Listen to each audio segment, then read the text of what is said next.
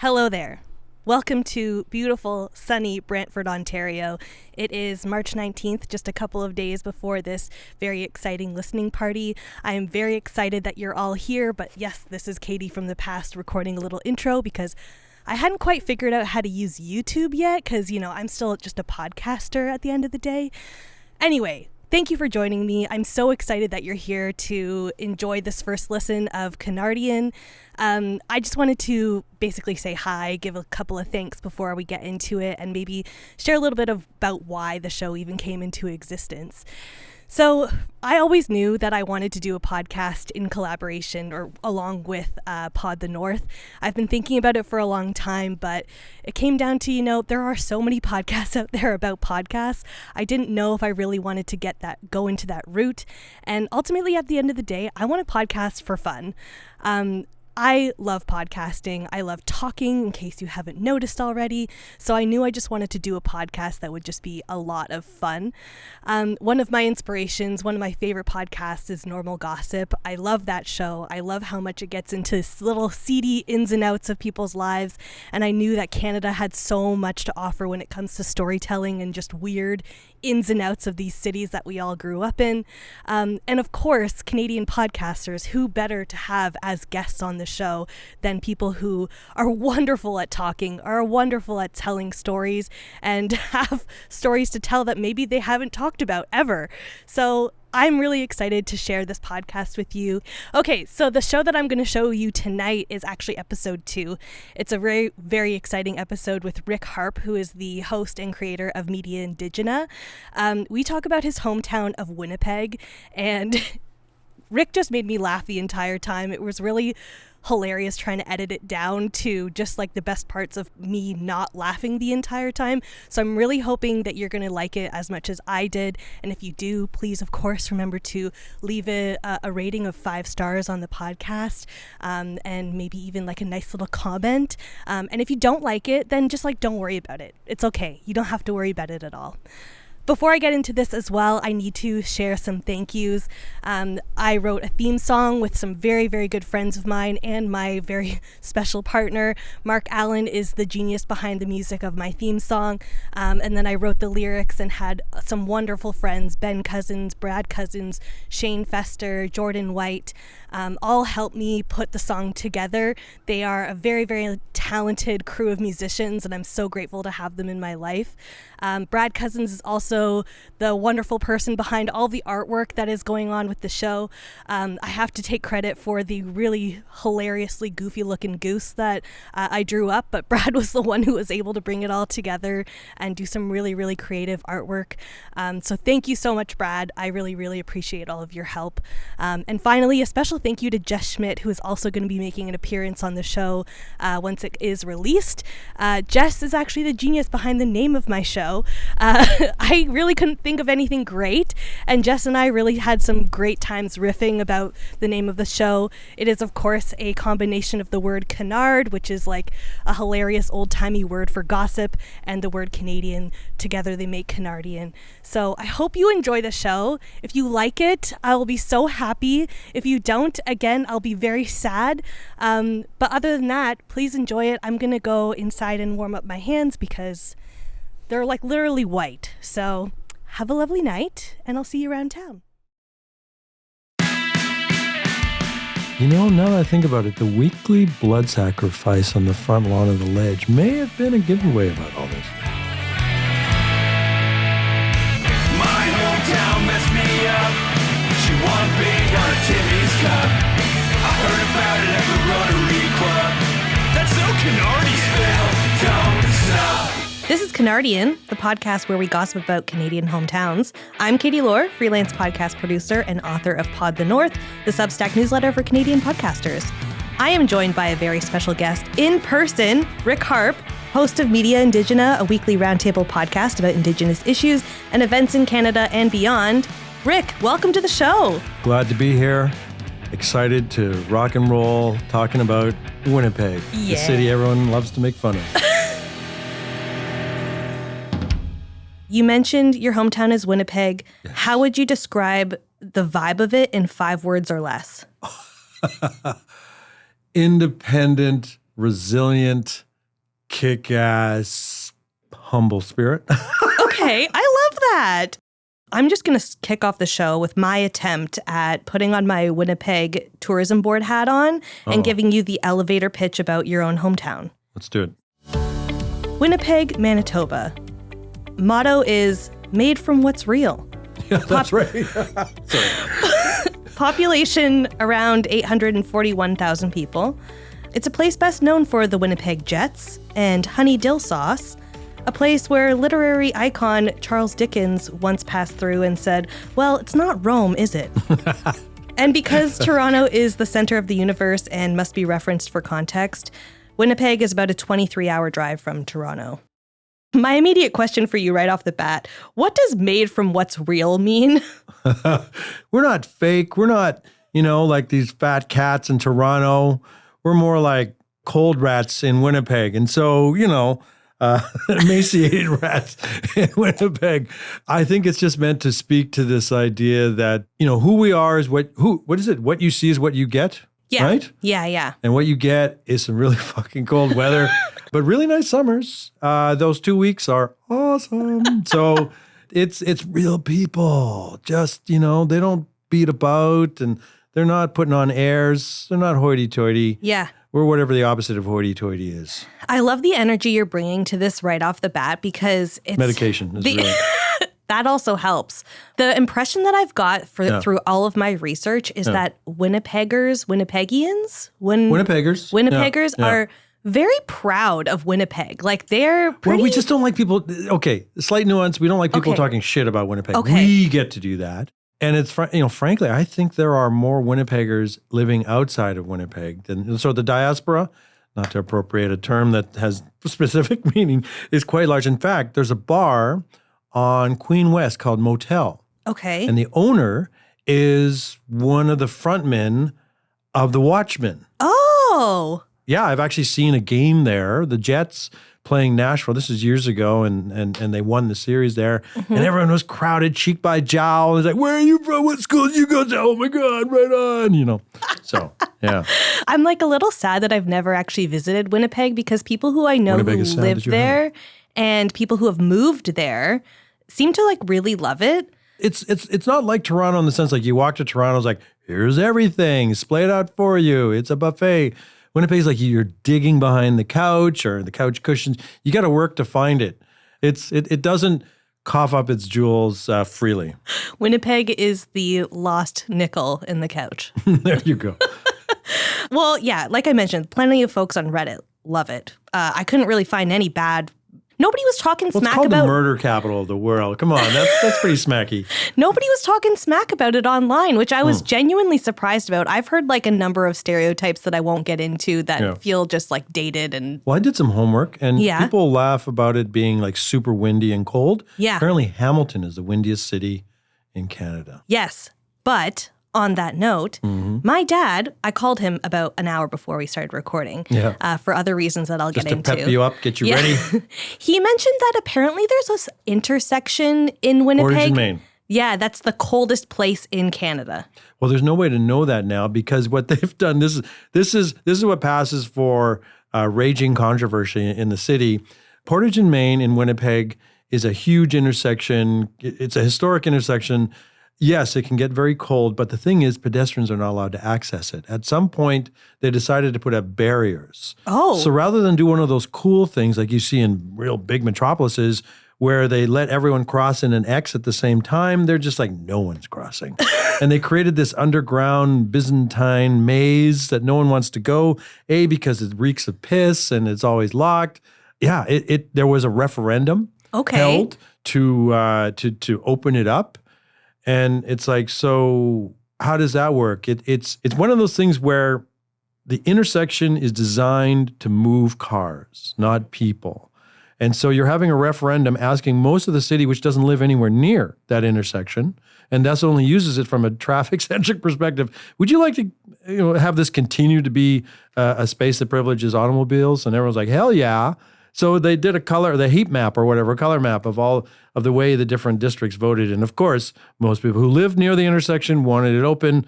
Most who didn't wanted it closed. So yeah, that's interesting. Maybe Winnipeg in a nutshell. What an interesting intersection. And they definitely couldn't have done what they've done in Vegas, which is make escalators and bridges that go over top of the road instead, because it's cool. Winnipeg. Yeah. And I don't know if escalators would necessarily function in negative whatever degree weather. Yeah, it's a de facto gathering space when something big happens, like when the Jets came back. Everyone went to Portage and Main. They leapt over the barriers and decided to whoop it up.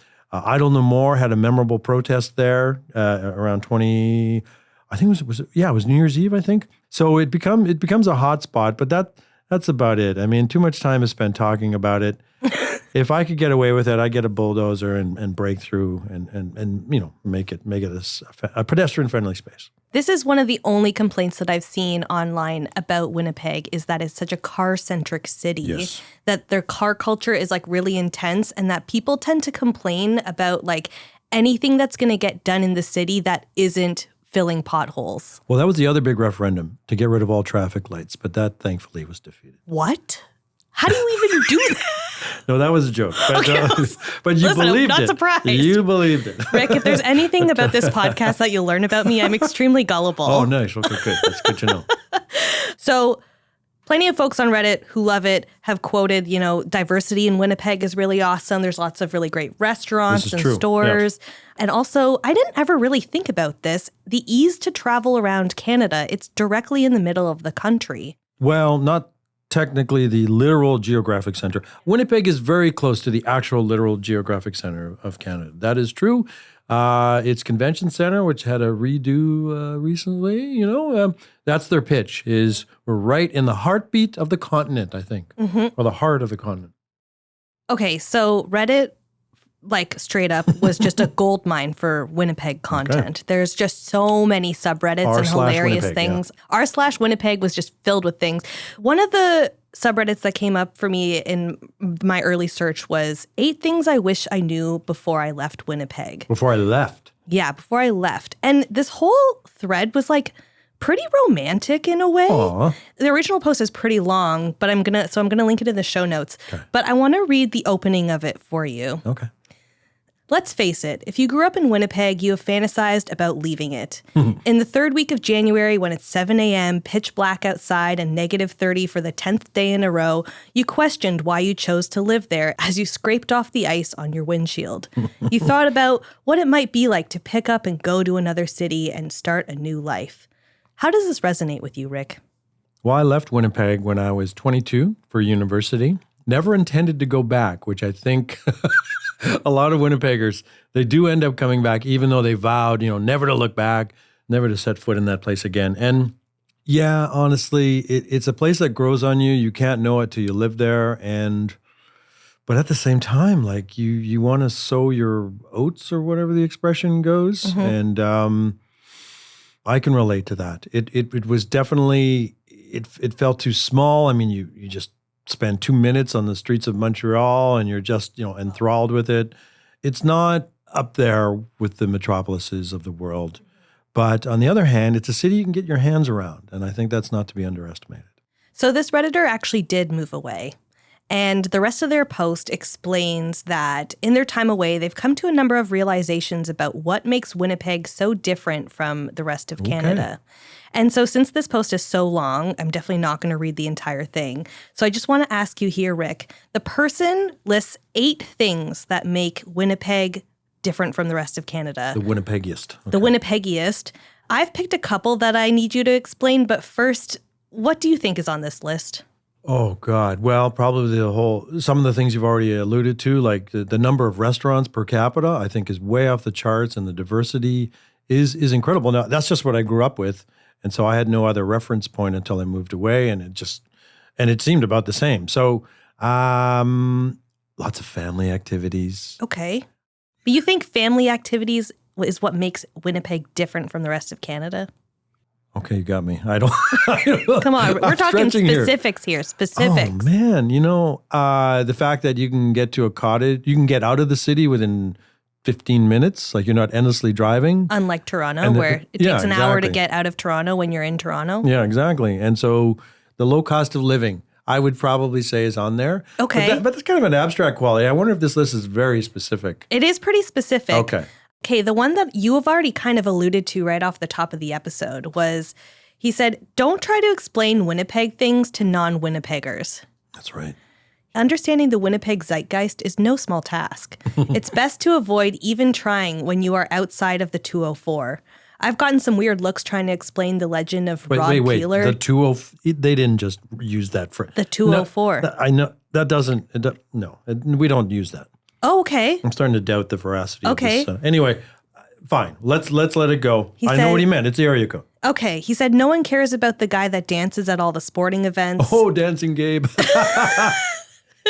See, I don't know that reference. And if you were to explain it to me, I feel like you'd just feel like it's like you got to be there type of thing, He's right? not a great dancer. He just looks like he's having low blood sugar or something. Yeah. And then also, every time you hear no sugar tonight, just keep it to yourself that the Guess Who and Burton Cummings are from Winnipeg. Other thing I want to ask you about is honey dill sauce. Yeah, apparently it's a big thing. It's good on chicken nuggets or there's a place called Mitzi's that's closing down, sadly, that had great homemade chicken strips, and honey dill sauce would be de rigueur with that. Did you grow up thinking honey dill sauce was available across the country, or did you know it was a Winnipeg thing? You know, I was late to honey dill sauce, and I'm not its staunchest devotee. So you're asking the wrong person. Listen. Perhaps my cred is in doubt here. Maybe you're not a true Winnipegger. Maybe I'm not anyone. Listen, I don't blame you for not liking honey dill sauce. Just listen, I love pickles. I don't like bread and butter pickles. And I feel like honey and dill enters bread and butter pickle territory, and I'm just not about that. I can't help in this pickling debate. Oh, this one's pretty funny. Our standards for good weather are incredibly low. Absolutely. And also what's insane is the record for low temperatures in the 40s, record for high temperature in the plus 40s. So 80-degree range of temperatures. What an insane place. One more. No one knows where the fuck we are. I don't know if this is an epic failure of Canadian public education system or a result of us being a well-kept secret, but the amount of born and raised Canadians who can't point out Winnipeg on a map is staggering. That's Any probably experience of true. this? I mean, it's usually the butt of jokes, right? Yeah. There's that famous Simpsons billboard, we're from Winnipeg, what's your excuse? Or the dad who's very angry with his kids on their family vacation. He's like, all right, one more time, and I'm going to turn this car around. And then who was that young rapscallion that's friends with, or sort of frenemies with Milhouse? With the Bart. No. The that guy. And then they steal a car and they go out on a road trip and you see this dad beside them. So he slaps the back of the dad and says, that's it, back to Winnipeg. Or usually a punchline. That's it! Back to Winnipeg!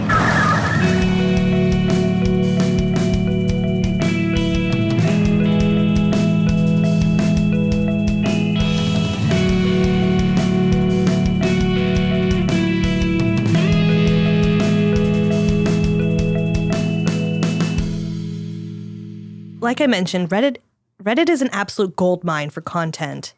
This was the big one, though, that we have to talk about. This one's called Weirdest Thing in Winnipeg You've Ever Seen. I want to talk about this one in particular, but first I need to ask you, what's the weirdest thing you've ever seen in Winnipeg? Oh my God, I wish you had told me this was coming. I should have prepared you for this. I just figured as a Winnipegger and the sheer amount of answers that are on this thread, you'd have one ready to go. I have that kind of brain where even if I was literally just thinking it before you asked me about something, the fact that you asked me about something evacuates all content from my brain. I'm going to read you a whole bunch, and they're probably going to spark some ideas in you. You're probably going to be like, oh yeah, that one time. Okay. What are you expecting from this thread? Streakers would be top of my list. We've had some funny parades. I remember one of the Blue Bombers, he, after they won the Grey Cup, he had nothing on but a fur coat. He was topless underneath, and I think he had a buffalo, with horns type of headgear. So that's up there. Okay. Apparently there have been a lot of interesting sightings from the road, and we know Winnipeg is a car-centric city. So, of course, here's one of the things. One person said, pulled up to a car at a red light on northbound St. James, driven by an old lady. In the passenger seat was an open bird cage. Flying around inside the car, birds. Impossible to count. More than 2, definitely. I kept pace slightly behind her for a block until she turned off on Notre Dame, knowing my eyes would never again bear witness to such a spectacle in this lifetime. So just a car full of birds. Surprised or unsurprised? Unsurprised. Okay, here's the next one. One thing I've never been able to shake was I was driving down Princess Street at 7:45 a.m. on a weekday morning. I look to my left and I see the driver of the car next to me eating a full cob of corn. I think about that morning car corn legitimately once a week. It's been 14 years. Not surprising. Also, somebody referenced that guy that rides his unicycle down Pembia every morning. Yes. I can't believe how coordinated he is, even in the winter. Even in the winter, yeah. He's full commitment to the unicycle. Okay, here's one more that I was dying laughing at last night. So we'll see what your reaction is. Okay. Somebody says, I once saw a whole bunch of cops chasing a fire truck all over downtown that was stolen by some guy. Somebody replied, wasn't that guy naked? Somebody else replied, nope. The naked guy was the guy who stole the ambulance. Again, all very plausible in the Winnipeg realm. Oh, man. Okay, one more from the road. Okay. There used to be a guy in Osborne Village about 4 or 5 years ago that had a pet raccoon that he would walk with his pug, both off leash with excellent recall. Have you seen this guy? No, but that reminds me, maybe this is my Yes. weird contribution.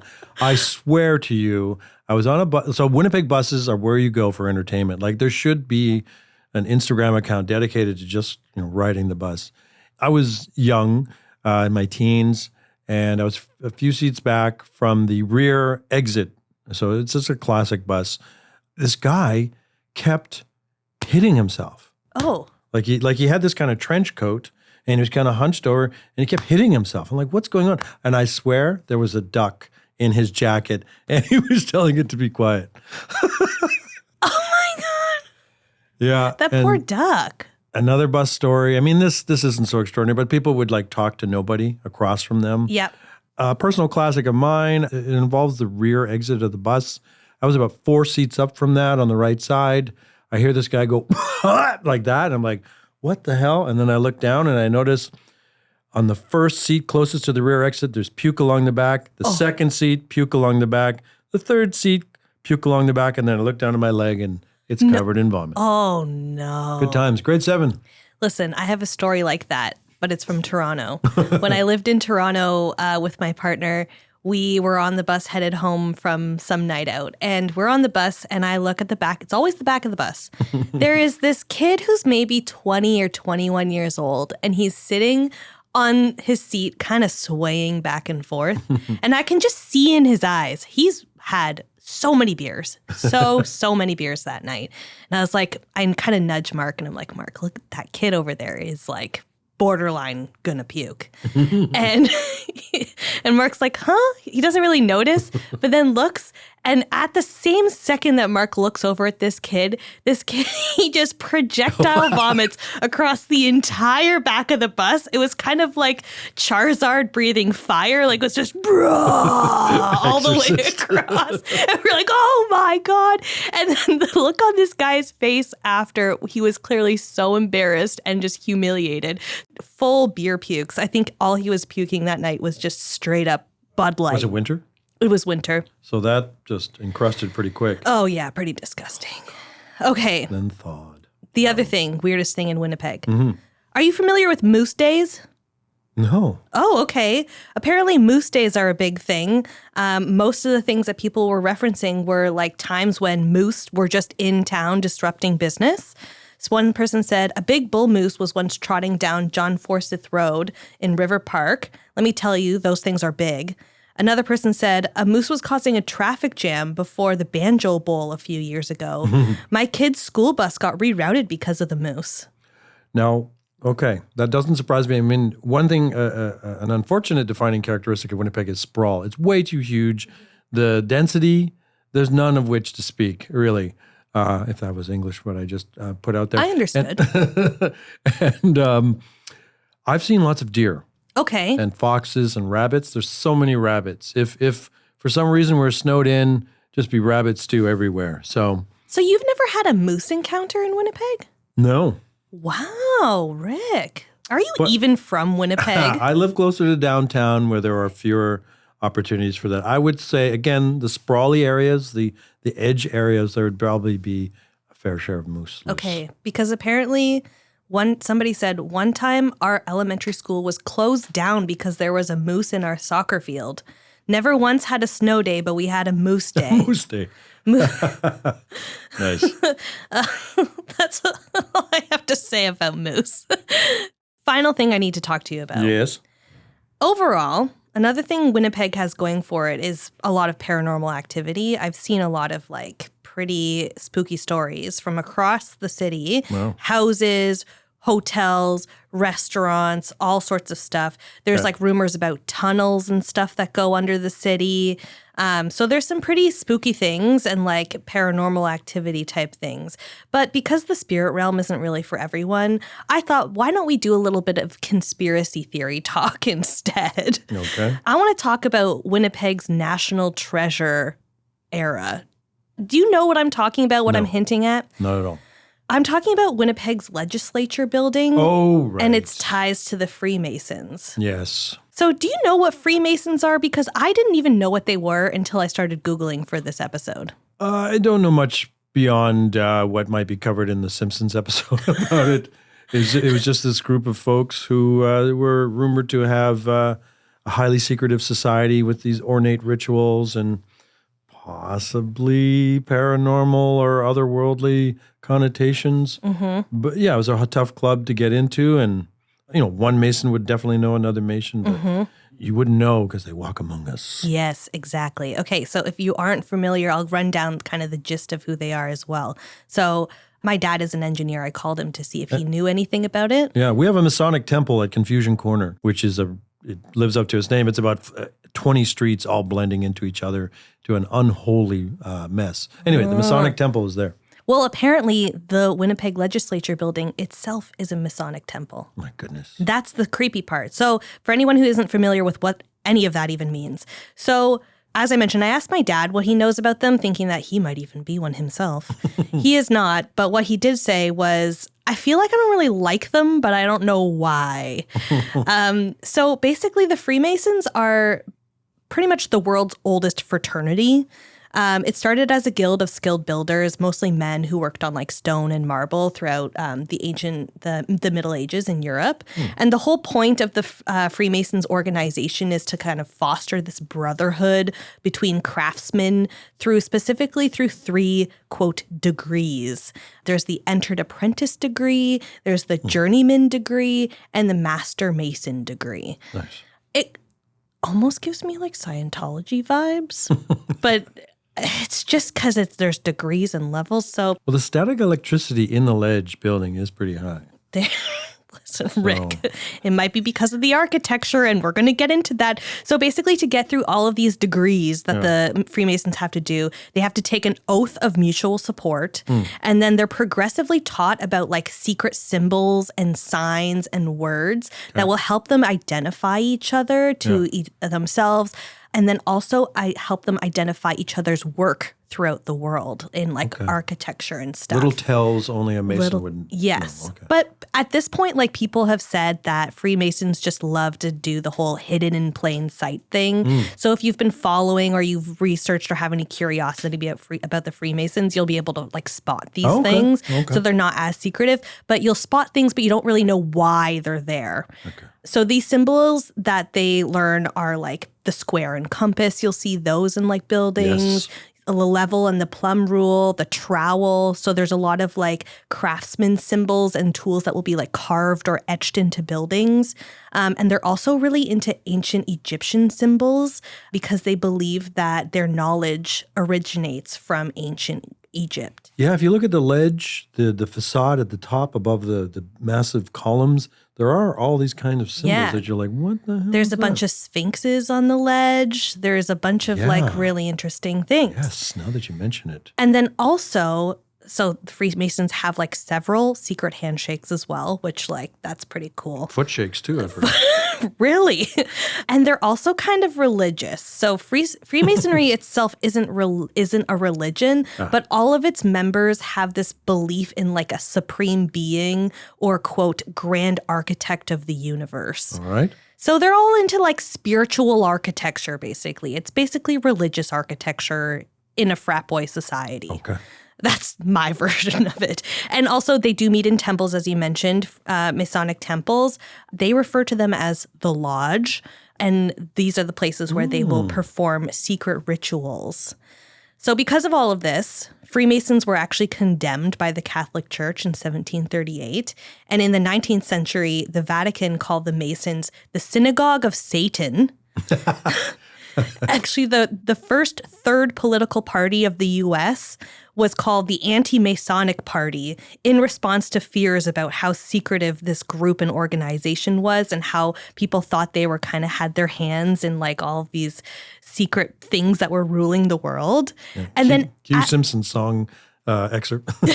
I need to just bring in all the Simpsons clips. Yeah. And then as recently as 1983, the church said that Freemason principles have always been considered irreconcilable with the doctrine of the church. The faithful who enroll in the Masonic associations are in a state of grave sin. Whoa. So you're not allowed to be religious and a handicraftsman. Sounds like a fun province. Yeah. More and more. So modern day versions of Freemasons, people kind of know them as sort of a philanthropic kind of group. They are supposed to be like kind of doing ethical good things in the world, but also I think they're just like frat boy handymen. So it's hard to know exactly what they're up to these days. But like hearing all of that, Rick, what's your perception of like who the heck these guys are and what do you think they're doing in their secret rituals? I don't know. If I had to tell you, I'd have to kill you. That's the problem. I myself may or may not be a Mason. Yeah. Oh. So really, I can't get into it. Otherwise, to be honest, I might fear for my life. It's kind of one of those things you want to keep on the down low. See, you've already said too much, perhaps. You saying that just makes me think more and more that this is just Scientology. It's actually not really that cold in Winnipeg. They make it cold because they don't want people there. So their power is unmatched, unrivaled, and never to be seen again. So all of this to say, the Winnipeg legislature, aka the Ledge, the building itself is sort of Canada's very own Da Vinci Code. In the early 2000s, a guy named Frank Albo was studying ancient languages at the University of Toronto. Okay. And he suddenly found himself visiting Winnipeg, where he was walking around the Ledge. And he was noticing like all these amazing things and noticed this like Egyptian inscription on the wall. So he took a photo of it and showed it to his professor back at U of T. And when the professor saw it, he said, "What temple is this?" Which then led him down this giant rabbit hole of what the heck is going on in the Ledge with the Freemasons, what kind of secret-y things are going on there. He found plenty of other things as he spent over 5 years researching and trying to investigate the collaboration between Freemasons and the Ledge. He obviously saw the sphinxes on the roof. There's a golden statue of a Greek god Hermes at the top. There are a bunch of like numerological codes throughout the building. Right. And there's a bunch of references to Solomon's Temple, which is the preeminent symbol of Freemasonry. You know, now that I think about it, the weekly blood sacrifice on the front lawn of the Ledge may have been a giveaway about all this. Yeah, that's a little suspicious. That's slanderous to the Masons. Come on now. So today, Frank Albo has written a book about it, and he leads, I think, daily tours throughout the building, showing visitors all the secret messages throughout the building and all that stuff. Have you been on one of his tours or have you heard about this guy? I've heard about it. I'm familiar with the book. I know people have gone really hard on this. I think the design of the building was by an American architect who designed one of the big buildings in Washington, D.C. as well. Okay. So I think his name was Frank Simon. I should have written it down. You know, it's funny how Winnipeg has all these connections with other places. Like, I didn't know this, but the guy who designed the Toronto subway system also was asked to design one for Winnipeg. Really? Yeah. And how's that going? You know, I'll tell you when it gets... How many years has it been, Rick? We still have buses. Yeah, no, this is all new. This is very fascinating. This has quickly become the Mason cast. And I'm just sitting here in awe and I'm wonder. surprised. I'm truly surprised Frank Albo doesn't have his own podcast about Right? this, like he should. Okay, so here's a little bit about the description. Mason jars. It all comes together, The people. mason jar. Honestly, it's probably connected. You're taking part in a ritual. Every time you drink your Long Island iced tea out of a mason jar. Rick, stop spilling blood all over the floor. That's right. Okay, secret so ingredient is here's blood. part of the description of his tours, because I thought it was very fun. Meet inside the Manitoba Legislative Building and begin to unlock the mysteries of Canada's most unique architectural landscape. Your guide will take you along step by step to reveal a trail of occult clues concealed in the building's architecture, including hidden hieroglyphic inscriptions, numerological codes, and Freemasonic symbols so intelligently masked that they have escaped historians and visitors for nearly 100 years. Until Mr. Elbow. Until now. Tickets are only $36 plus So steal at any GST. So reviews on the tour tell me that people are actually pretty mind blown by it. There have been a bunch of write-ups, and as you've mentioned, it's kind of blown up. There are a bunch of YouTube videos, a bunch of like video series that have stemmed around this. And when you dive into it all, it really is like very Da Vinci Code-esque. There's some really interesting theories around like certain rooms and how math and architecture lead to these like celestial, enlightening spaces. There's one room that is like, I think it has like a dome ceiling, and apparently the mathematics and the mathematics around the architecture of this room have it so that if you stand in the very center of the room and you talk, people all over the room will think that you're basically standing right beside them talking. I've seen that in a few buildings. It's pretty cool, actually. It is really cool. And it's supposed to acoustic have treatment. like this sort of, it's supposed to be symbolic of like God and like the, what was it? The grand Masonic architect of the universe. And it's supposed to be symbolic for politicians as well in that room because that's why you're kind of taking the floor and trying to be heard by all and all of that Kind stuff. of the least sacred place I can imagine. I was going to ask, what do you think Freemasons have to do with Winnipeg politics? Or Manitoba politics? Once again, I am not at liberty to say, lest I be, my family and I be mistreated. It's an interesting question to postulate about, but I have nothing to give, I'm afraid. Well, now that I've mentioned all of this to you, do you think when you go back to Winnipeg, because we are currently recording in Toronto, when you go back home, are you going to be a bit curious? Are you going to go visit? Are you going to take the tour? No, and no. You don't have $36 plus GST? Not a smidge of interest, I'm afraid, but it is all fascinating on one level. And who knew that people were punking whoever paid for the creation of the building? Why not do that? I mean, I wonder if such things are also hidden in Queen's Park, for example. Oh, they or probably other are. There got to be. They're probably everywhere. It's kind of like those, you remember those animators just for fun? Because, animation is a certain amount of frames per second. So they'd stick in a nude in one of the frames that was just so fast that you couldn't detect it. So, I didn't know that was a thing. Yeah, That's hilarious. yeah. So it's sort of a in-joke taken to the next level, I think. Yeah, with I these think- Freemasons. Honestly, my vibe of Freemasons overall is that, listen, if it's a brotherhood frat boy situation, I'm not surprised that they're trying to leave their mark all over the world and try and be secretive about it and have their secret handshakes. And also the other factor about the Freemasons is that they have notoriously not really allowed women into their society. So like kind of fuck them, you know? Hard to disagree there.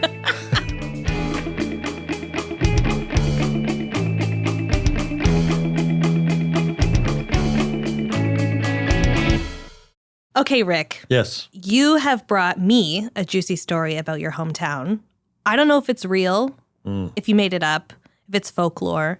I'm going to guess at the end. I might interrupt you as you tell me about it to try and figure out the Can truth. anything top this whole excursion through Freemason history Rick, of Manitoba? If there's anything I've learned about Winnipeg, there are plenty more stories where that came from. Okay. So you may recall back on July 1st, 2021, I think it was. Mm-hmm. It's funny we're talking about the legislature. Okay. The statue of Queen Victoria was knocked over I do remember by people this. who are angry about recent revelations pertaining to unmarked graves at residential schools. And so people gathered there were just, they needed an outlet for their rage. And they pulled down the statue of Queen Victoria, which, you look at it, it looks pretty imposing. Yeah. It's a big statue. It's broad. And you would have thought it was solid, but it was actually hollow. Was from it? the inside. How apropos. And so it didn't take a lot of people to pull it down. There were red handprints put all over the base, the pedestal. Mm-hmm.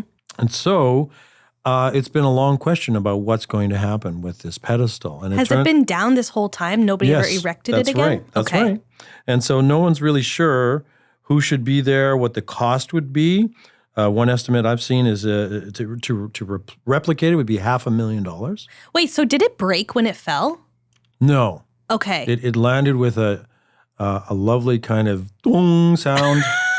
So a bunch of regular humans were able to pull it down. Oh, they took her head off. Oh. And her head has yet to be, I think one of the Freemasons ran in and nabbed it. Right? And it's probably got all sorts of candles around it. It's one of the, what do they call that when you...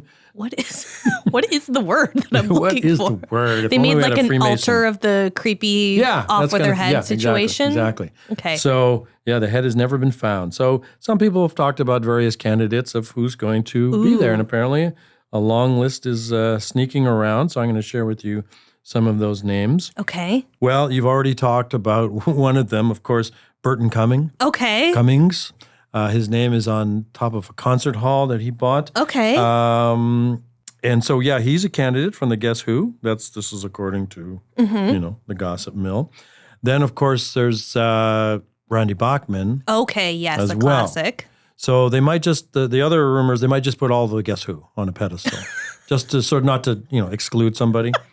Bobby Hull, when he was not as racist and when he had more hair. I feel like that's not a person you put up. You can't put somebody's statue up and say when they weren't as racist. Once they're racist, right? That's why Queen without Victoria... him, there's no Winnipeg Jets. And there's already a statue of Dale Hawerchuk somewhere else. Okay. Not the greatest statue, frankly. Monty Hall is another candidate. Who's that? What? Who's that? I'm out. I'm gone. He's a Freemason, of course. Now, he was the host of Let's Make a Deal. Right? Okay, yes. The original I know this. Let's Make a Deal. Yes. And so, he there's a lot of stories of overcoming one's own North End roots, which is, a place where a lot of immigrants were and not very well to do. And then through hardscrabble, pulling up your bootstraps and all that stuff, they made it. And he made it in Hollywood.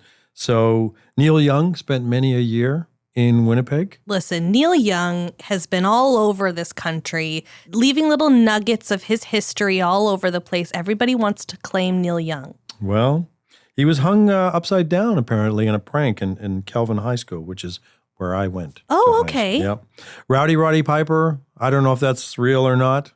He's been suggested. He's a wrestler, WWE. Okay. Or formerly WWF. Another one, Chris Jericho, perhaps. Okay. So Another all famous men, all Winnipeggers. white people? Well, Anna Paquin Okay. has also been suggested. She was born in Winnipeg but raised in New Zealand, but we'll take who we can get. From True Blood fame, X-Men fame, you remember her? Well, I don't remember this. I don't know. My memory is awful. What can I say? Fred Penner might be Okay. a candidate. David Steinberg, Who's that? famous comedian. He was huge. Apparently had the most appearances on The Tonight Show. Okay. Guest hosted. Rosie Barton, but I think she's a long shot. Now, if somebody's saying Louis Riel, why not him? He's the father of Manitoba and all this and all that, but he's already got a huge statue on the other side of the ledge. Yeah. Looking out on the river. So Homer Groening, father of Matt Groening. Who's that? Matt Groening, the creator of The Simpsons. Oh, see, listen, this podcast has had so many Is this a Simpsons millennial? No. references. Gen Z? No, I'm millennial, but I wasn't allowed to watch Simpsons when I was growing up, so I don't Your Freemason have. father wouldn't let you. He wouldn't let me, so I don't know really any Simpsons references other than like the monorail. It's funny. There you go. It's funny because I just passed Joe Shuster Way on the way to the studio, and a lot of people would be like, "Joe Shuster, who the hell is that?" Anyway, did I say Fred Penner already? Yes. Beloved childhood star. Yep. But the one I think King Charles. Oh. Right? Someone modern, someone hip. I'm disappointed by all of these choices. The ears might not be able to stay attached. They might fall off. Yeah, so those will have to be like mold. extra glued on. But I think probably a giant sandbag will be what ends up going on that pedestal. Because Winnipeg has, despite Duff's Ditch, which is a massive diversion project that protected Winnipeg from flooding, Winnipeg still can get affected by flooding on some of its riverbanks. Yep.